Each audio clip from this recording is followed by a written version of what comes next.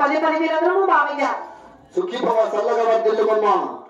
అమ్మ పిల్లలని పిలిచాలి. అవును తల్లి. నన్ను పిలిచిన పని ఏమిటో తొందరగా తెలిపించిన కళ్యాణమే బాబుగుండలు అయిపోయినది. మరి బాబుగుండ నుంచి వాలుగుండలు వెళ్ళే మధ్యలో పాగేటి ఒడ్డుకు వచ్చాం ఇరువురు కలిసి. మరి ఈ పాగేరు దాటుకుని వచ్చి ఓలుగుండపుడు పట్నం. వాలుగుండ పట్టణంలో ఏ నామస్మరణ చేయాలి, ఏ నామము ధరించాలి నీకు తెలియదు కదమ్మా.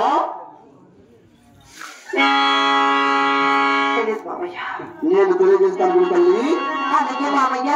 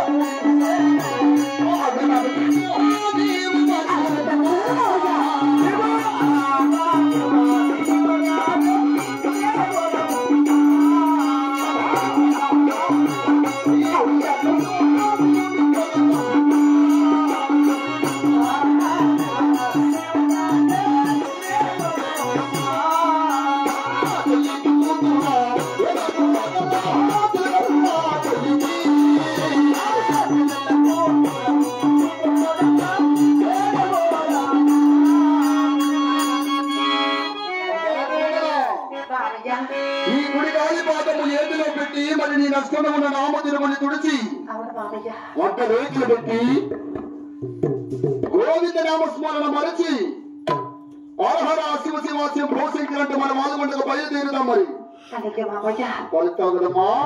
తల్లి తర్వాత తండ్రి మామ మేన మామంటే చెప్పిట వింటారు మామయ్య.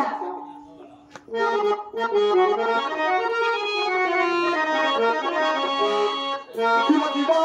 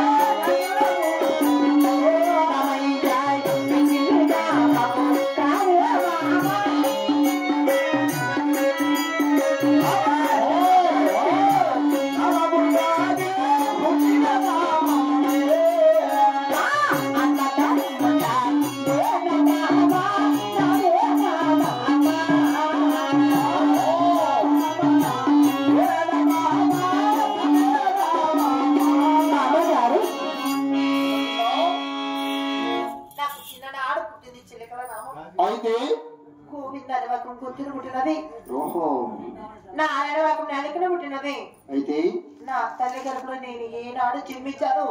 గోవింద నారాయణ వైకుంఠ వాస కదిరి దేవుడ వన్నయ్య చిరకలమంతో జన్మించినందుకు ఈనాడు కడిగిన తుడిసినప్పుడు పొదుమామయ్య. గోవింద అంటే గొంతులు వస్తాను, వాళ్ళు గుంటలో మరి నారాయణ వాడికి నాలుకలు వస్తాను. జోగి వచ్చిన దండ వచ్చిన అరహర శివ శివ శివ పోషించినట్టు శివుడిగా వచ్చిందట వాళ్ళు గుంటలో. అవునమ్మా. ఎవరు కొలుస్తారు గోవిందుని తెలుసా? దాసుల వాళ్ళు దండ వాళ్ళు పట్టి నిలువునామాలు పెట్టుకొని ఇంటింటికి వచ్చి తీసుకుని అడుగుతున్న వాళ్ళు కొలుస్తారు గోవిందుని. మరి రెండసారి ఎంట పుట్టి రెండసారి వలిపించుకొని నీ చిన్ని పెద్దవులుగా ఆ నీచమైన దేవుని ఎలా కొలుస్తున్నారమ్మా? అయినను నా మాట విన్నామంటే తాళమెడ ఇష్ట ఐశ్వర్యములతో బహుభాగ్యములతో నా యొక్క తాళమెడలో ఉంచుతాను.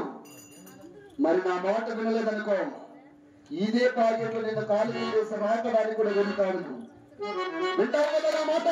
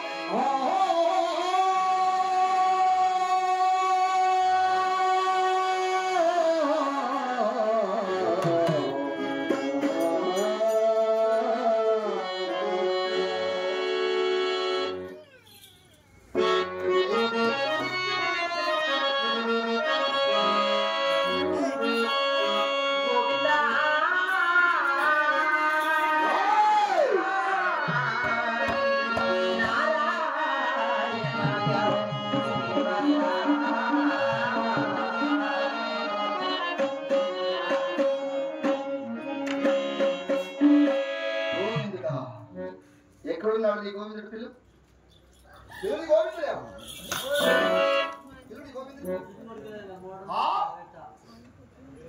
చెప్తుంటే నీకు చేతగానే వాళ్ళు గోవిందుడు అంట. గోవిందుడు ఎక్కడున్నాడు నీ గోవిందుడు? నిన్ను కాపాడడానికి నీ గోవిందుడు అయిపోయింది.